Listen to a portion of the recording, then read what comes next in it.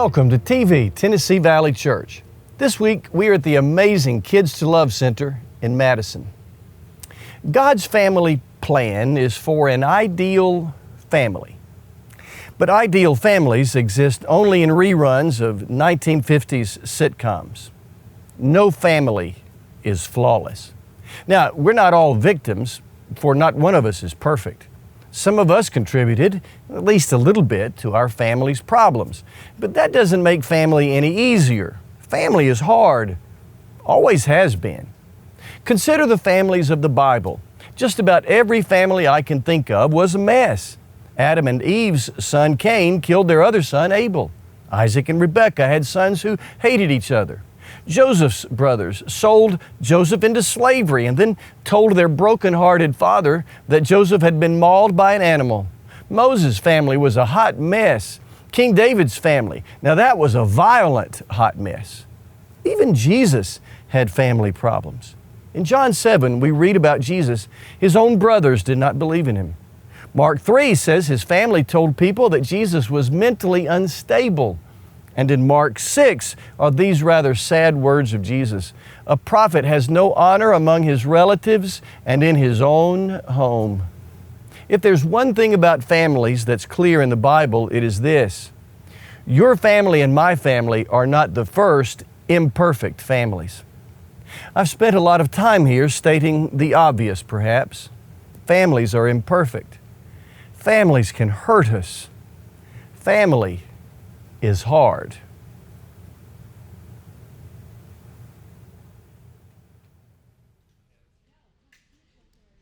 Imagine we're all in a room together with several sheets of paper attached to the walls around the room. You know, those giant Post-it notes. At the top of each of those sheets are written painful family situations. I'm the child of an alcoholic parent. I was sexually abused by a family member. I was emotionally abused by a husband. I bear the pain of my parents' divorce. I bear the pain of my own divorce. My father left us when I was a child. My spouse cheated. My adult child is rebellious and wayward and has broken my heart. Around the room are all those big sheets of paper with those sadly common realities written at the top of each.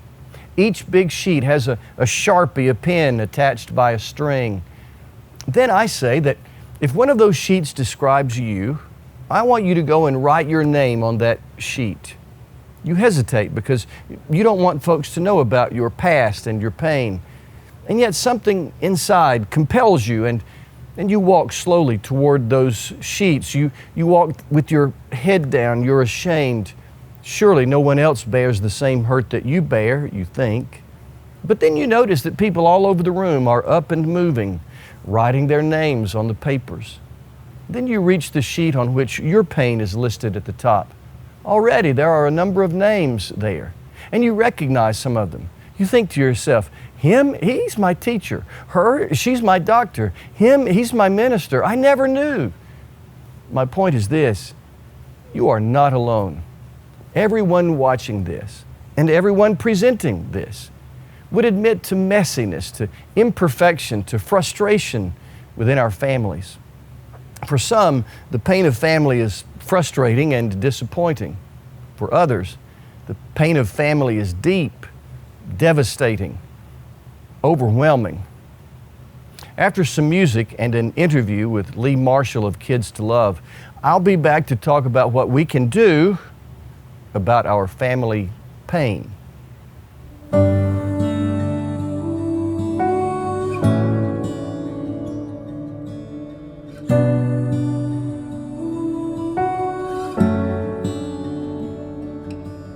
Surely your goodness and loving kindness will follow me all my life. Surely your goodness and loving kindness will follow me all my life. You are my shepherd, I shall not want.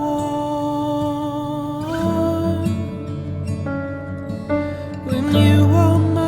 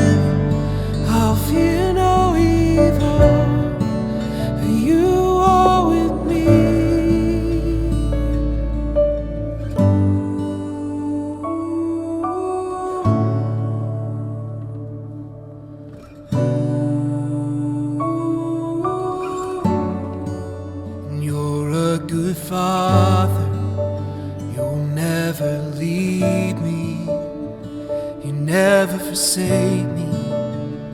You never forsake me. And you're a good father. You'll never leave me. You never forsake me. You never forsake me. And you're a good father. And you'll never leave me. You never forsake me. You never forsake me. And you're a good father. And you'll never leave me. You never forsake me. You never forsake me. When you are my shepherd, I shall not want. When you are my shepherd, I shall not want.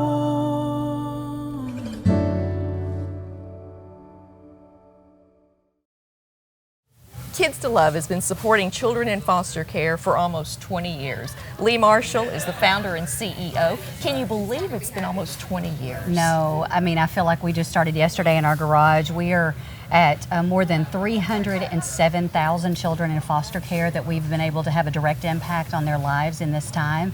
It's overwhelming. I think if God would have told me it was going to be this big when He first brought this to me, I would have ran screaming and said, I'm out, no deal.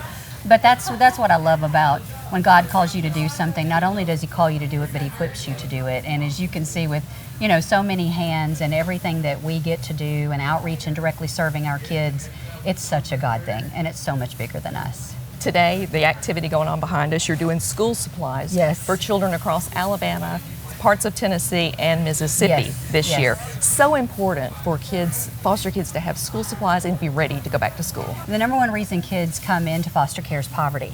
The way we get them out of poverty is through education. And so these backpacks are a critical piece to our kids. They go to school, they're ready to learn. It puts them on an even playing field with their peers in class. But we call our backpacks more than a backpack because, as you see, we get the largest backpacks. We get those 19-inch backpacks because a lot of times our kids actually use our backpacks to move from home to home. If they don't have those, they move in garbage bags, and to me, that's just very demoralizing, and our kids deserve better than that. And so, in fact, this time last year, one of the little girls that came into Davidson Farms, she was 7 years old and tiny for her age, and she had a backpack on just about as big as she had. But it was one of our backpacks that she got through her county worker that we had distributed, and that's what she moved to the farm with. And so to me, that was just one of those full circle moments of this is why we do what we do, because we work in, we're doing 6,354 backpacks this year. That's a big number, but that's 6,354 kids that we're going to have a direct opportunity to sow seeds into their lives. Lee, you were in foster care as a baby and adopted as a toddler, so you understand the importance of supporting, giving a family setting to these children. Well, I think that's the thing that that Kids to Love does. It is personal to me. It is something I know that, but for the grace of God, if I was born into the Tennessee Baptist Children's Home in Memphis, placed with my family, and then adopted by them. If not, I could be any of the kids that we get to serve every single day. So I know that that is by God's grace that I was given a forever family. And so what we want to do is really create not just a family environment, but a community for our kids. Because sometimes family has a negative connotation to our kids because they're the ones that we're supposed to love them that's ended up hurting them. So Kids to Love brings a community. And what we know about a community is you have so many people with so many strength sets that come together for the greater good. And that's what Kids to Love is creating, not just in North Alabama, but across the state and into the Southeast now. And one program you have is the Bibles to the children, so they know how much their Heavenly Father loves them, even if their family situation isn't ideal. Right, and we always try to make sure that those are strategically placed in backpacks and or Christmas gifts. Those aren't always well received on the other end, but I'm being obedient. So I'm gonna let them handle that with God. And Lee, now you have where you can actually place children into adoptive families. Right. So we are a licensed child placing agency, and we serve two ways. We do foster care. So we have we train and license foster families. Then we get to place children in foster care with our families. And then in October, we became a licensed private adoption agency. And so that's just another way we can serve. We feel with the Roe versus Wade being overturned, there are going to be women who have fewer choices that we hope means that they will continue to choose life, but not just choose life, but to place that child with organizations like ours, so then we can get them into loving Christian families. That's really our goal. And so it's just, the layers keep growing, but it's so much bigger than us, and it's so exciting that when we have kids come in, and whether it's an emergency placement and they were just pulled into foster care with clothes on their back, and we get to pull what they need, and then they come in and they're with a foster family and pick it up, and you get to see the face of that child. Man, there is nothing better than that. And Lee, we invite people, if they're feeling a call to be an adoptive parent or a foster parent, to visit your website, kidstolove.org. Yes. We do have classes starting this August, and so on the foster care side, so we would love to get people looped in. Our adoption services are year-round, so if that's something that people feel called to do, please reach out to us. We would love to answer your questions and take that journey with you. Thank you, Lee. Thanks.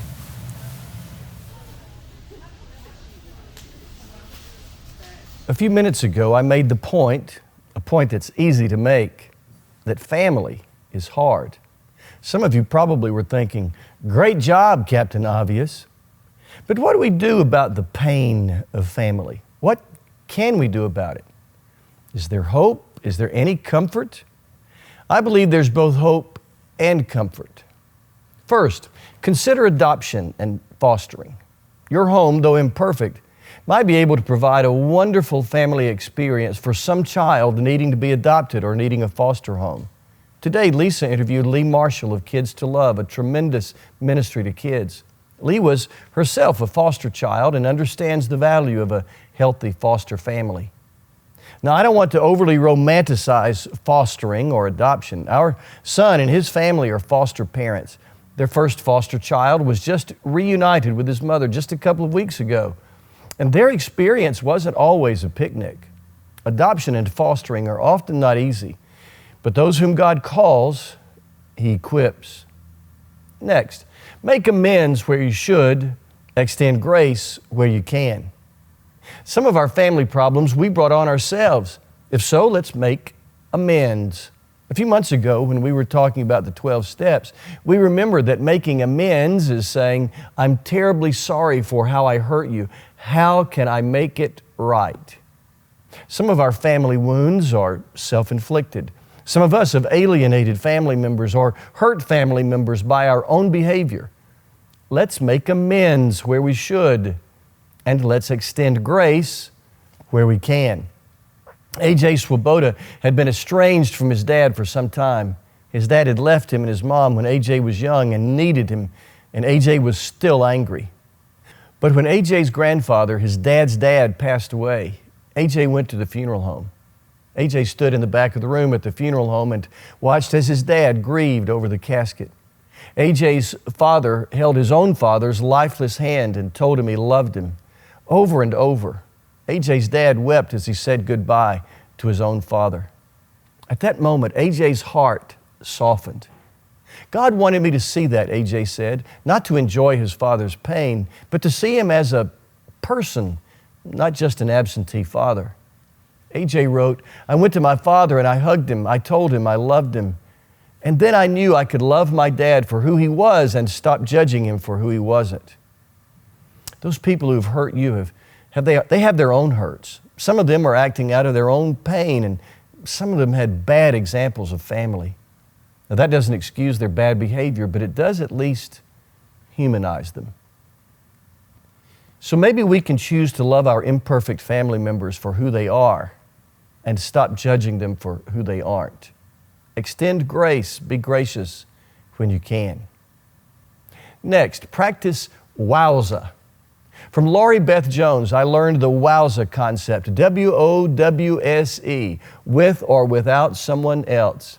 Do you know where Laurie Beth Jones got her wowza idea? From Jesus. It's in her book, Jesus CEO.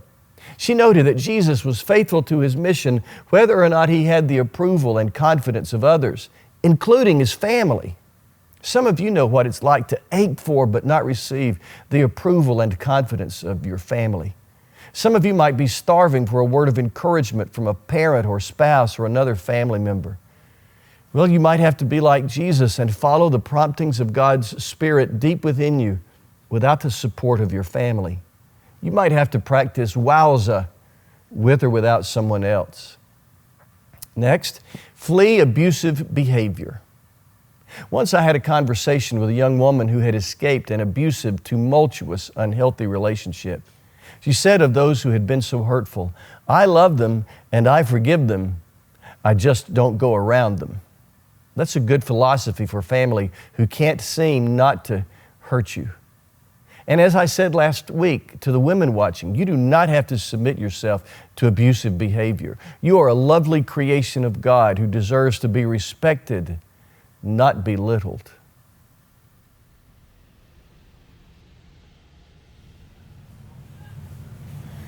Choose the courage of family. There's a courage that is appropriately celebrated with monuments, like monuments to soldiers and first responders. But there's a courage exhibited in private places by people for whom no monument ever will be built. I'm talking about the courage of family, about demonstrating the courage to do what is right when family is hard. I think of a single mom, Carrie, and I knew, whose husband left her to bring up 2 boys alone. She worked hard, juggling so many responsibilities. She raised those boys in spite of the odds and often with little help. That took courage. And then there's caregiving. Caregiving is a lonely role. I've seen elderly husbands care for wives and wives for husbands and exhibit love far more beautiful than that which Hollywood can depict. That takes courage. Sticking with family members who constantly disappoint you takes courage. Family can be hard. Choose the courage of family. And finally, know that your Father with a capital F loves you and will not forsake you. In Psalm 27, we hear the heart cry of David. "Do not reject me or forsake me, God my Savior." Then he continues with an affirmation. "Though my father and mother forsake me, the Lord will receive me." Why those odd words of King David about father and mother forsaking me and yet the Lord receiving me? Where did that come from? Gordon MacDonald has a really interesting suggestion. MacDonald believes those words in Psalm 27 are rooted in David's painful relationship with his own dad. For example, one day the prophet Samuel came to David's dad, Jesse, looking for the next king of Israel. Samuel said to David's dad, "God has told me that one of your sons is going to be the next king." So David's dad trotted out the whole lot of them, a house full of sons. Samuel looked over the lineup of young men before him, and none seemed right. "No," Samuel said, "the next king of Israel is not among them. Are these all of your boys?" "Well, no," said David's father. "There is David, but I didn't think he was worth bringing in." Now, how would you have felt? What would it feel like to be looked over by your own father, the son who wasn't worthy even of an honorable mention? Maybe David carried that feeling of not measuring up with him throughout his life. We do know David found in God the fulfillment of an emptiness left by a father who apparently didn't value David. David understood and drew strength from the deep assurance that his Creator, his Father with a capital F, would not forsake him. And then there is Hagar. Hagar was ostracized by the father of her child. Genesis 16 tells the story. One day, the woman she served, Sarah, had an unusual request for her servant Hagar. Sarah said, "I cannot give my husband children. I want you to sleep with him and give him the child that I cannot." It wasn't Hagar's idea, but she obeyed. Then when Hagar became pregnant, Sarah turned on Hagar. Sarah's jealousy was so deep that she mistreated Hagar so badly that Hagar had to leave. Abraham, her son's father, sat by and let it happen. Leaving meant not only rejection for Hagar, but perhaps even starvation for her and her newborn, Ishmael. Hagar wandered hopelessly into the desert with her baby boy. And verse 7 of Genesis 16 says, the angel of the Lord found Hagar. Now there's deep emotion in that short phrase. There's Hagar, alone, betrayed by her family, pregnant, no husband, no hope, no help. But God dispatched an angel to go to her. And Hagar finds courage in the mere fact that God knew where she was. Hagar said to the Lord, you are the God who sees me. Do you hear that emotion? Hagar says, when Abraham looks at me, he sees a one-night stand.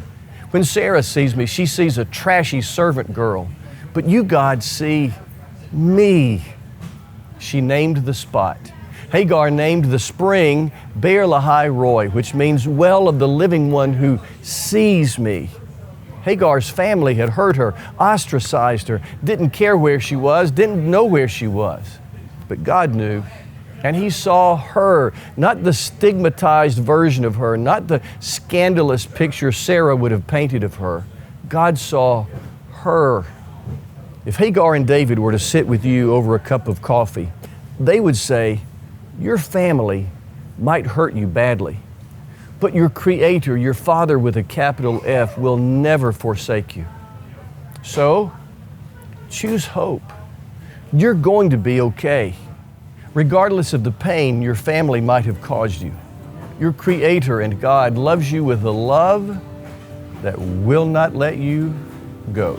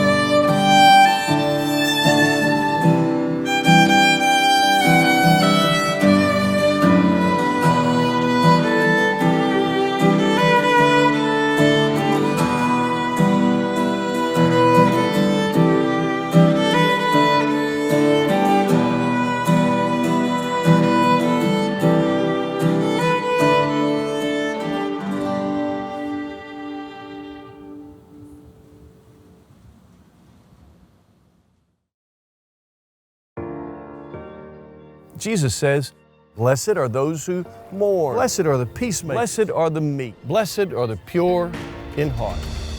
Blessed, Jesus said when he preached the Beatitudes.